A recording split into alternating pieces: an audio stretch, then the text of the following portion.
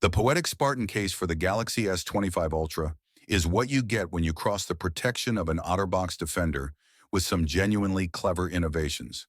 The standout feature has to be the sliding camera cover, a simple but effective solution for protecting those expensive camera lenses when they're not in use. It's a feature that makes you wonder why it isn't standard on every rugged case. Built to military-grade drop test standards, this case means business with its multi-layer construction. The built-in screen protector is a nice touch, and Poetic smartly includes two front frames, one with the protector and one without, in case you prefer your own tempered glass solution. Just be prepared for some fidgeting with the fingerprint sensor stamp to ensure proper functionality. The built-in kickstand is sturdy and supports both portrait and landscape orientations, though it does add to the case's already substantial bulk. While not as thick as the OtterBox Defender, this isn't a case for those seeking a slim profile.